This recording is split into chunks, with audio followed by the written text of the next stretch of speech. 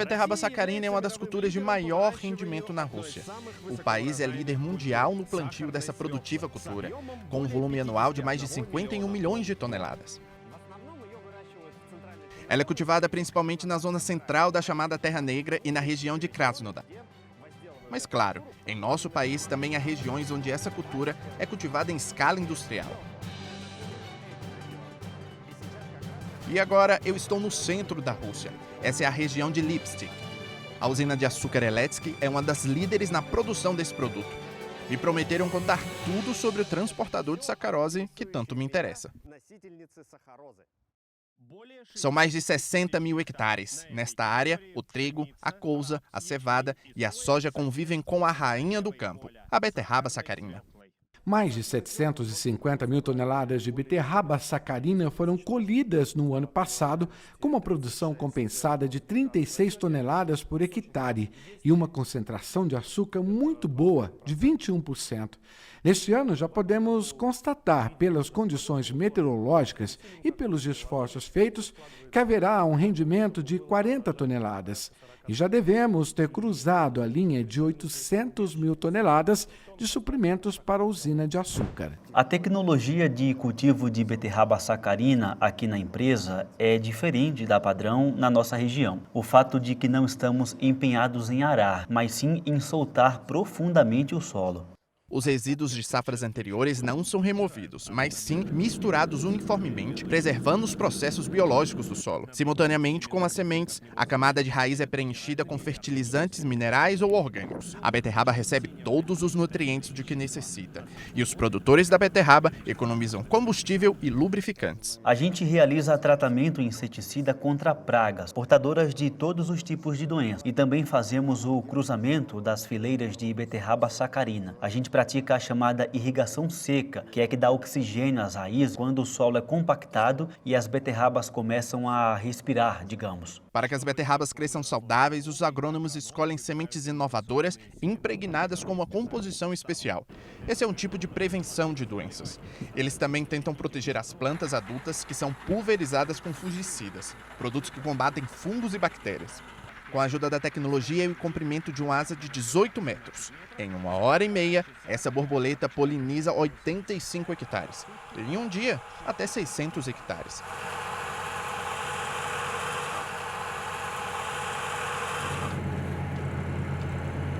Para que o volume da safra cresça a cada ano, os agrônomos testam regularmente novos cultivares híbridos. Neste campo experimental, a gente está testando cerca de 5 novos tipos de beterraba sacarina, como por exemplo KVS, Florimond Depré, Helles Rovsia. Espere um minuto, esses são os nomes? Achei que você estivesse falando uma linguagem especial para os produtores de beterraba. Sim, esse é o nome dos desenvolvedores regionais. Cada um deles trouxe 5 de seus novos híbridos para o campo e a gente está testando. Vamos ver como eles se comportam. Claramente a gente percebe a diferença no crescimento das raízes. A porcentagem de sacarose em cada uma delas é realmente a mesma? No momento, cerca de 15, 16% na colheita. O resultado desejado é 19, 20%. Houve um recorde no ano passado, atingiu 24%. A escolha da melhor variedade de beterraba sacarina, a preparação da sementeira bem organizada, o cuidado competente das mudas, todos esses critérios necessários permitem obter uma excelente colheita e, consequentemente, volumes garantidos de um produto de qualidade.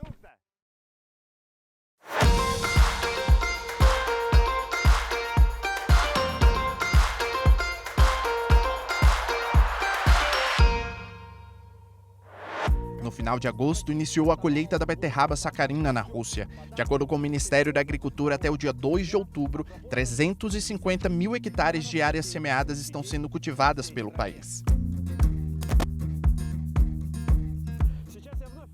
Agora estou na região de Lipetsk, na cidade de Elets, cujas coordenadas exatas são paralelo 52, 37 minutos e 25 segundos.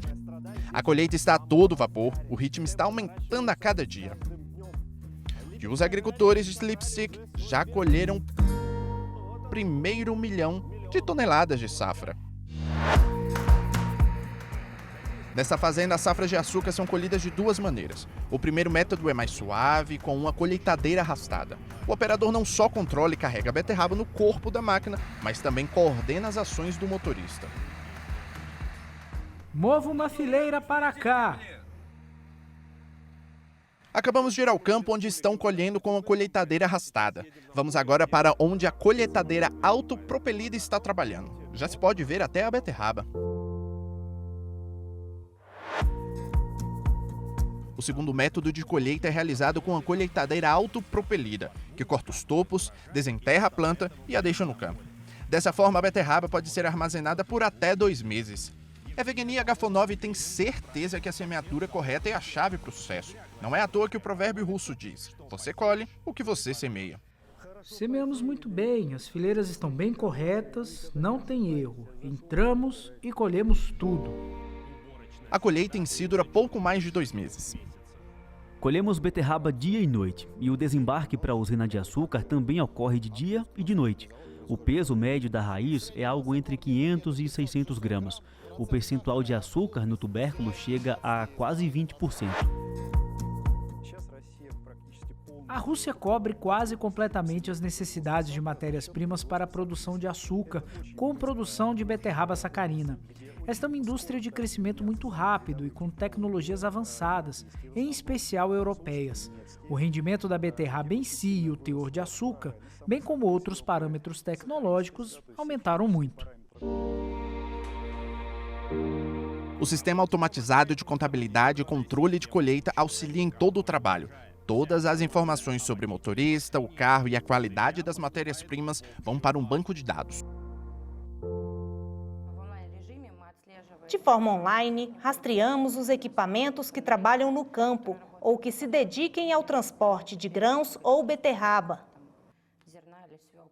Mas por que cores diferentes? Para facilitar a identificação da cultura. O vermelho é a beterraba sacarina, o azul é a cevada. A identificação ajuda a descobrir imediatamente em que campo temos esta técnica. O cumprimento das medidas de segurança no transporte das safras é uma das principais tarefas. É importante garantir que as máquinas não estejam sobrecarregadas.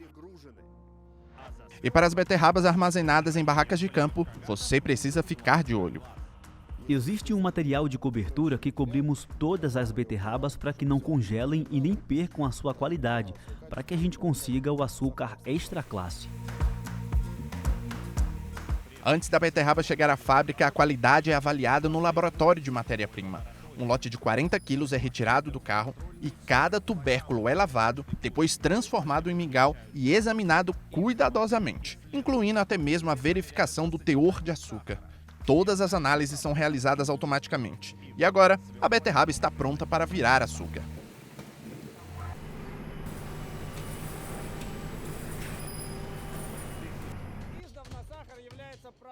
O açúcar é um produto que é sempre muito procurado, tanto pela população como pela indústria alimentar. Consequentemente, esse negócio é realmente lucrativo. Mas o processo de fabricação do açúcar a partir da beterraba é muito tecnológico, tem muitas etapas e se parece mais com uma indústria química do que com a alimentícia.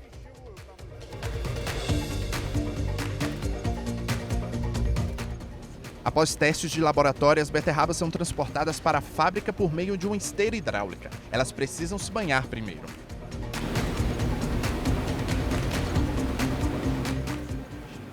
A próxima etapa é a trituração em amparas, que são enviadas para o aparelho de difusão.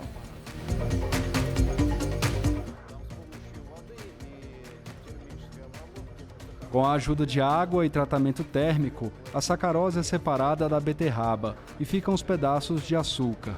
Polpa de beterraba. Essa polpa vai para a secagem.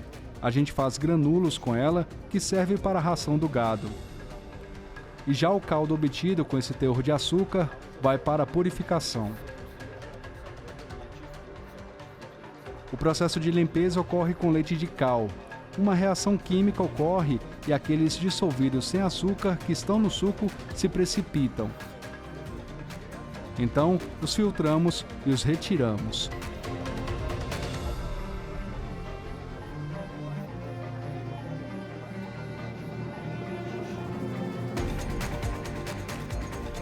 O suco purificado sem açúcares segue para a estação de pós-tratamento e evaporação.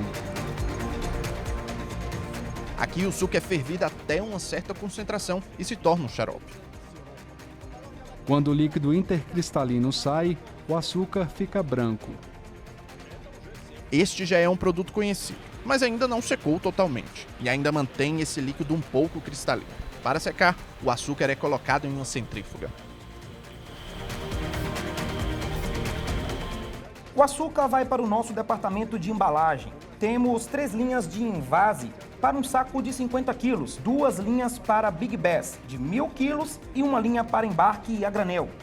As 25 toneladas de açúcar são acondicionadas por hora em sacos de 50 quilos. E os grandes sacos, também chamados de Big Bags, conseguem encher 20 toneladas de açúcar na mesma hora. Em seguida, o container é costurado, embalado em filme plástico e carregado nos veículos. Costuramos 20 mil sacolas por turno. E é assim todos os dias durante 4 meses, diz Olga Pancatrova. Quando a temporada termina, o departamento de embalagens continua trabalhando de qualquer maneira, apenas de uma escala menor. Dependendo de quantos carros são encomendados para nós, ocorre de ser 5 carros com 1.000 sacos. Nós embalamos açúcar o ano todo. Não temos tempo para parar. Os clientes estão sempre esperando.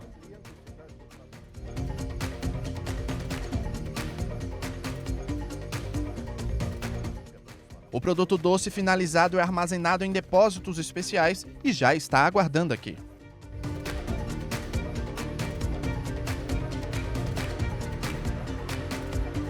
A Rússia hoje é autossuficiente em açúcar e ainda temos um excedente que vendemos. Os produtores de açúcar russos já supriram todas as necessidades do mercado interno neste ano, mantendo assim uma situação de preços estáveis e garantindo a disponibilidade dos produtos para toda a população do país.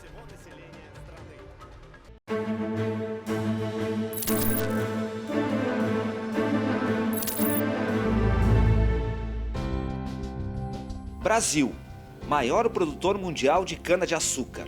Na safra 2020-2021, foram esmagadas 654 milhões de toneladas de cana e extraídas quase 42 milhões de toneladas de açúcar e 30 bilhões de litros de etanol. Primeiro produto agrícola comercial cultivado no Brasil, a cana-de-açúcar chegou pelas mãos dos colonizadores europeus.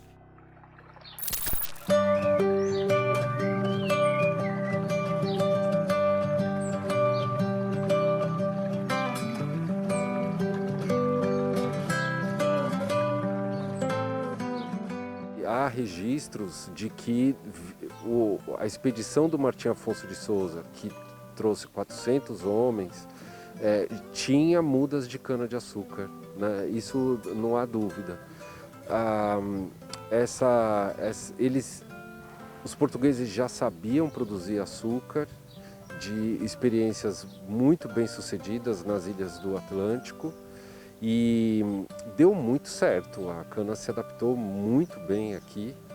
Eles sabiam como plantar, sabiam como colher, detinham conhecimento profundo da técnica de fabricar o açúcar. O açúcar foi o plano B, né? O plano A seria encontrar metais, mas com a necessidade de ocupar e de defender o local, o território, o açúcar foi utilizado inicialmente com muito sucesso, aliás, para financiar todo esse processo.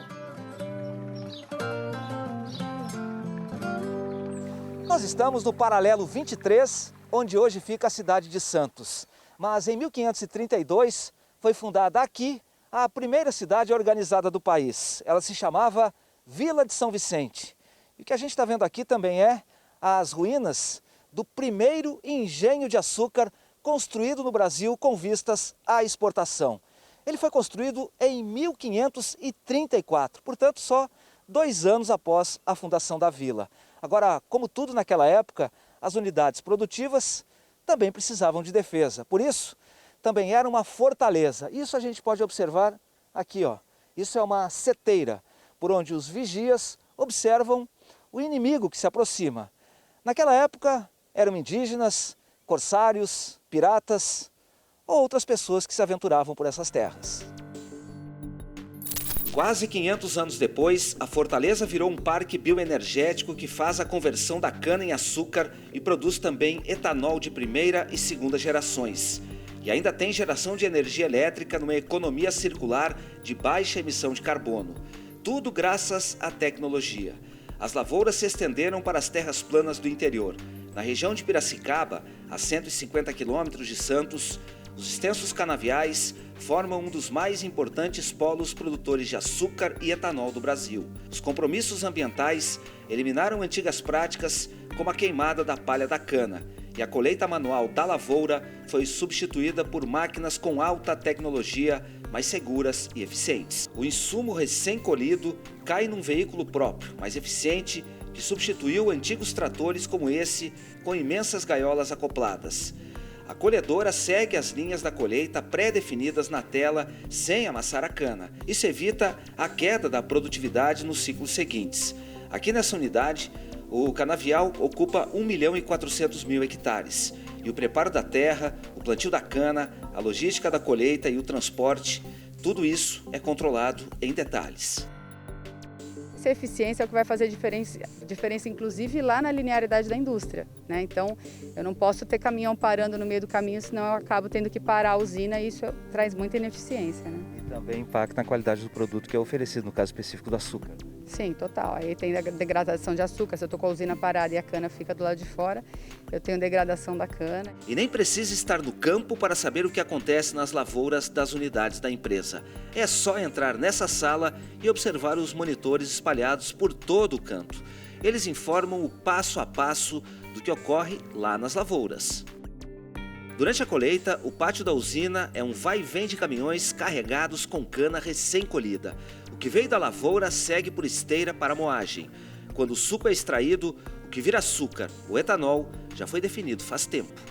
Assim como no campo, todo o processo industrial é monitorado 24 horas por dia, do descarregamento dos caminhões até o volume. Das usinas de açúcar são as altas temperaturas que formam os cristais lentamente. O investimento em tecnologia e pesquisa também aumentou a produtividade. Essa montanha toda que a gente está vendo aqui, ó, é bagaço de cana, ou que foi transformada em etanol ou mesmo em açúcar. Antes, todo esse volume era jogado fora ou reaproveitado para a fertilização das lavouras. Agora, esse bagaço ele é reaproveitado para a produção de etanol de segunda geração.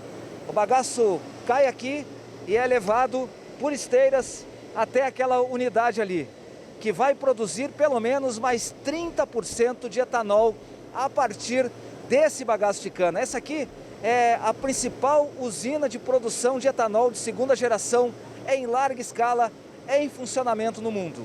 Ele é exatamente o mesmo etanol da primeira geração, não tem diferença nenhuma dos etanóis, tem diferença a matéria-prima que a gente está utilizando para fazer esse etanol, com isso a gente vai ter muito menos emissão de carbono. O resíduo da planta de segunda geração é essa coisa sólida aí, chamada lignina, que vira combustível na própria unidade.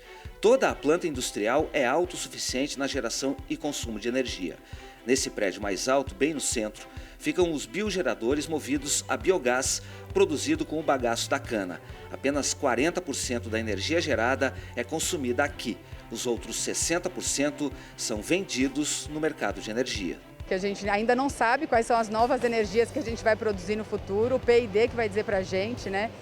Mas como eu disse, cada vez mais a gente se incomoda com o resíduo. Então, toda vez que a gente tem a oportunidade de desenvolver algum novo produto a partir do resíduo, a gente vai atrás, a gente vai desenvolver, vai fazer a pesquisa e desenvolvimento para chegar e ter um portfólio cada vez mais amplo de energias renováveis, como a gente tem feito com o etanol de segunda geração, com o biogás, com a própria bioenergia. Mas, por enquanto, o açúcar ainda é o produto extraído da cana mais comercializado pelo Brasil com o resto do mundo.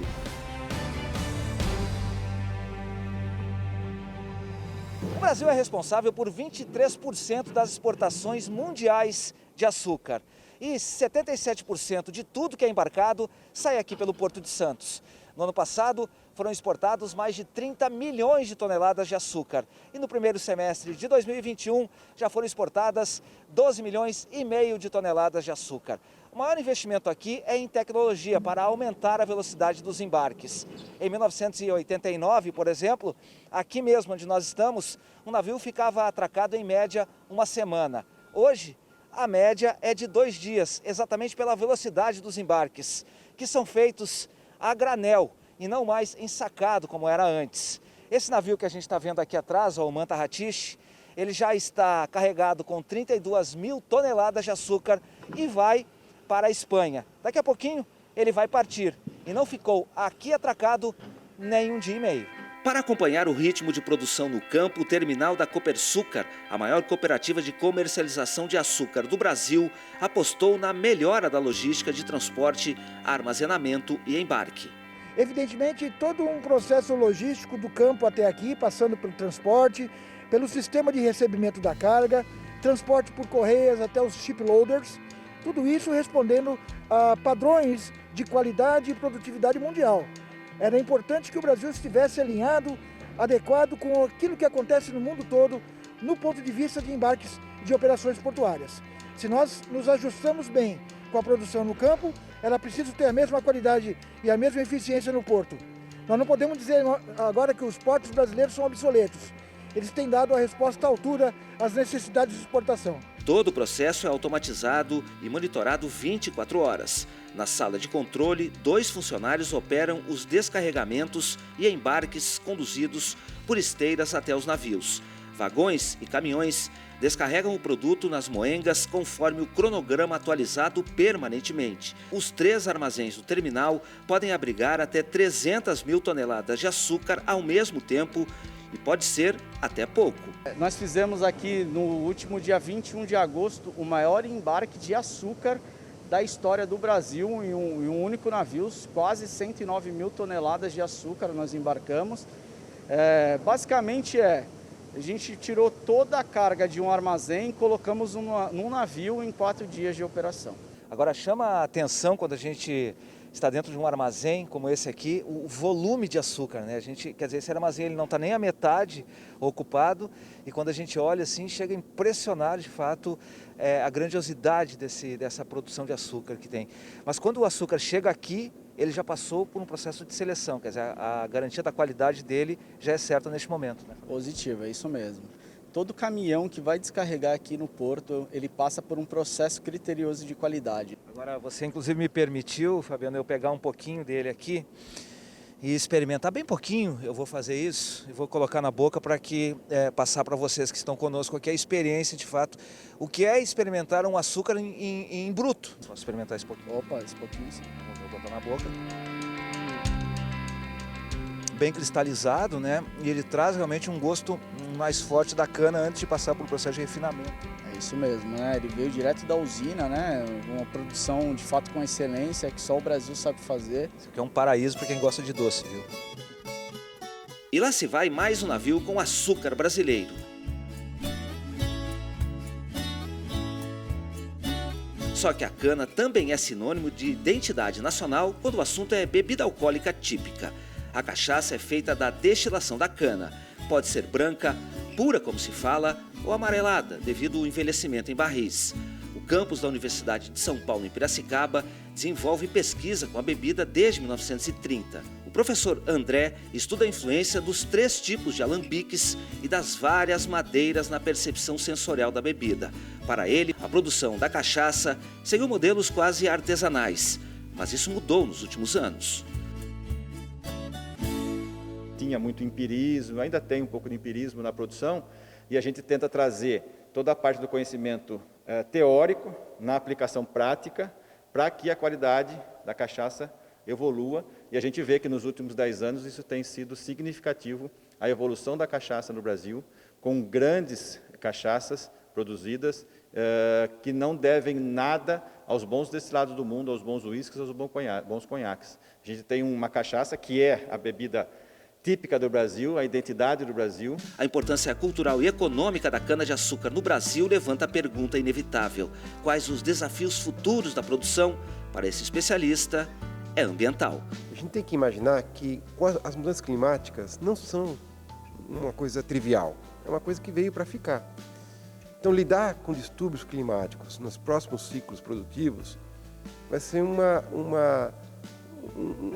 vai ocorrer com uma frequência muito maior. Nossos sistemas de produção agrícolas, da cana particularmente também, né, precisam de inovações para fazer frente a esses sistemas em que a frequência com que o clima se comporta de maneira ruim para a produção agrícola tem se apresentado. Sem dúvida, é uma tarefa nada fácil, mas quem imaginaria que 500 anos atrás, aquela fortaleza erguida para produzir açúcar virasse exemplo de economia circular em pleno século XXI? Para o setor da cana no Brasil, o limite ainda está longe.